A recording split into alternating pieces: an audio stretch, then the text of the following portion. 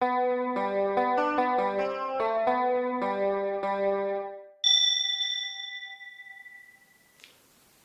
again and welcome to the Yellow Duke Scotland.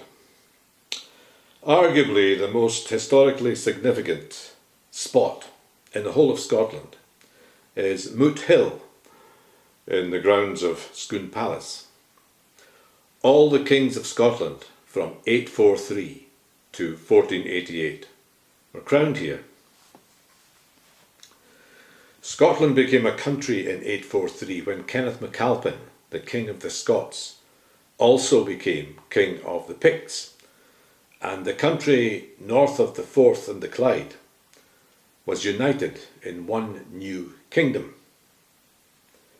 It's generally accepted that kings from Kenneth MacAlpin in 843 until James IV in 1488 were crowned at Scone, which was the ancient capital of Scotland. But it's not certain when the Stone of Destiny became part of the coronation ceremony. Might be worth pausing here and just asking, what is the Stone of Destiny? Well, it's just an oblong block of sandstone about this size, not very big, big enough to sit on, and on which the kings of Scotland would sit as part of their inauguration. The stone is first mentioned in recorded history at the coronation of Alexander III in 1249. It's possible the stone had been used in the inauguration of the kings for a long time before that. It's even possible it is of much older origin, maybe part of a Pictish Christian ceremony, or even a pagan tradition stretching back into the mists of time. Legends about it originating in Egypt, though, can be dismissed because science has proved that the stone was quarried locally in Scone. The coronation ceremony had two parts. The first part took place in Scone Abbey, which was situated right next to Moot Hill. It's no longer there, it was destroyed in the Reformation.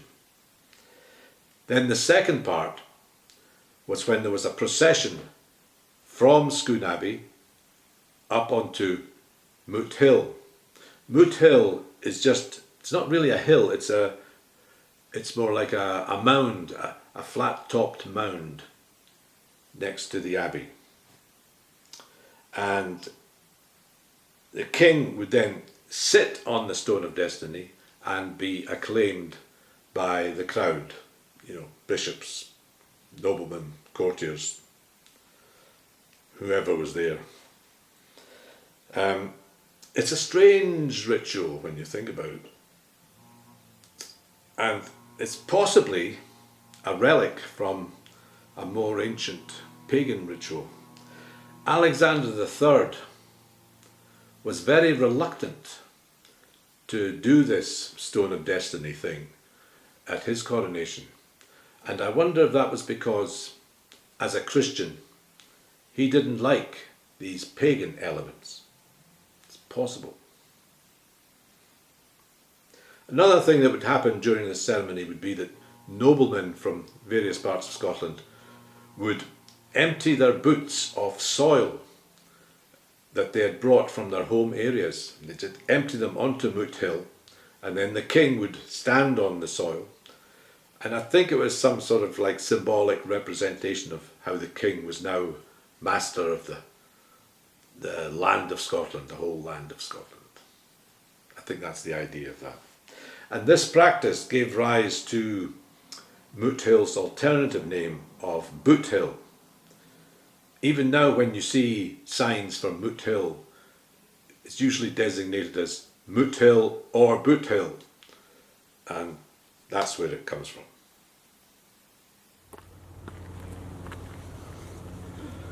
Well, here I am at Scone Palace, and we shall soon be visiting Moot Hill.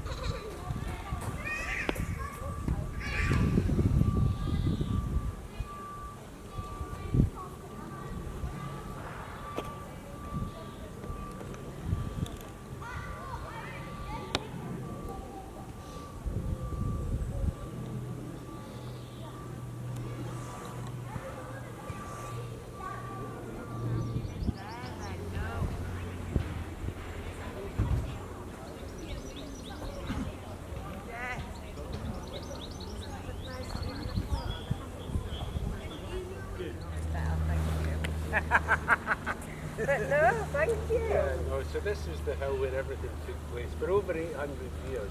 Right. So the king and kings here. This is the only place in Scotland that could be king. The stone was here for about 450 years. Well, I was going to say the stone was here for 450 years. Then went into the king. The new museum instead. I think generates money to the table. I think what it was, they were looking for something to I didn't believe that was for the kings of Scotland. They turned them round and go back and get the real one. So they had to come all the way back, and they came back again, and they walked around again. Well, when they're in, basically torturing folk. Where's the real stone?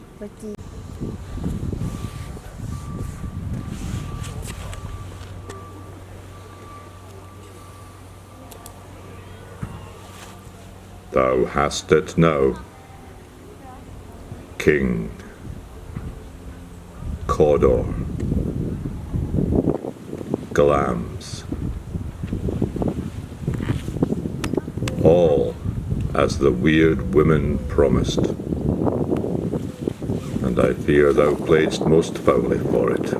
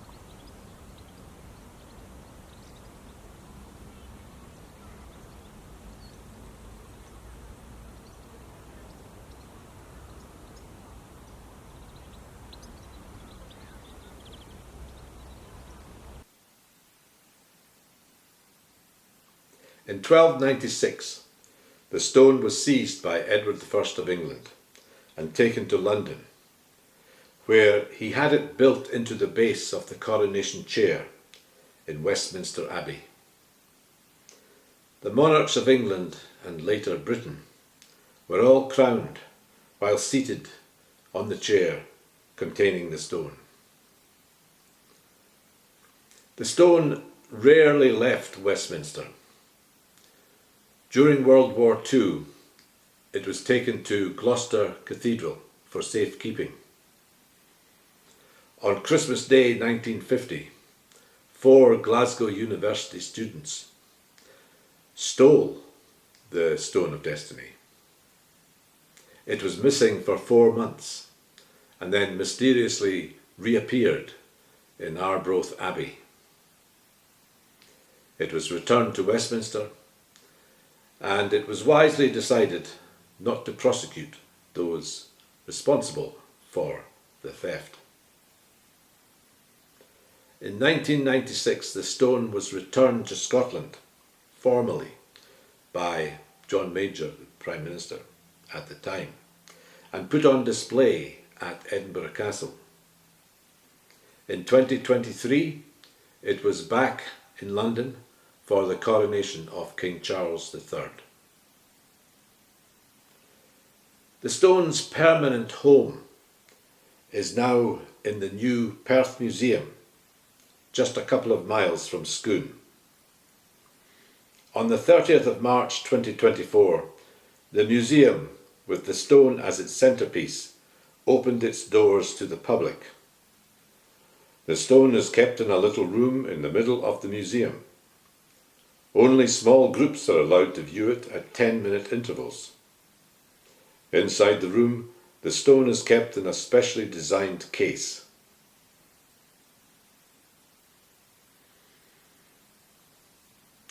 I went along to the museum on the day it opened and caught some of the atmosphere on the streets and the celebrations at the stone returning to the Perth area for the first time in 700 years.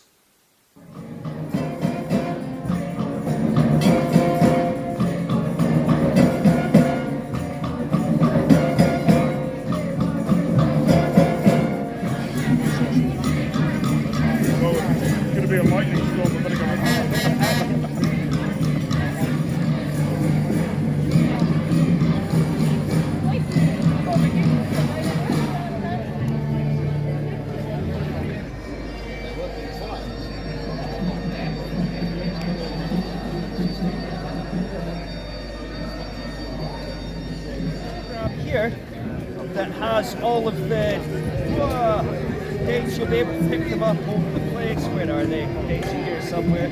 So yeah, you can see all of the stuff that's going on over the next few weeks within the museum. Okay.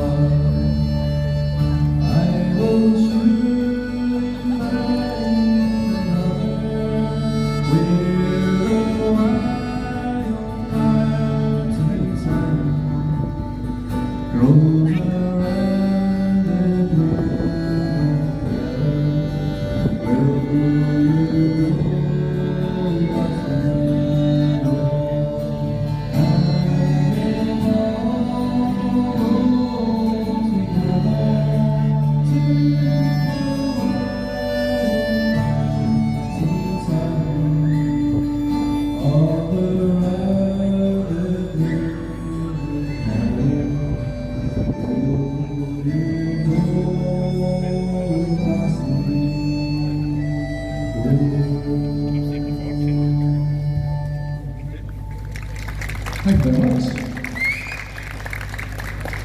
Okay, so we do a set now. Feel free to join in. We can play a set of marches.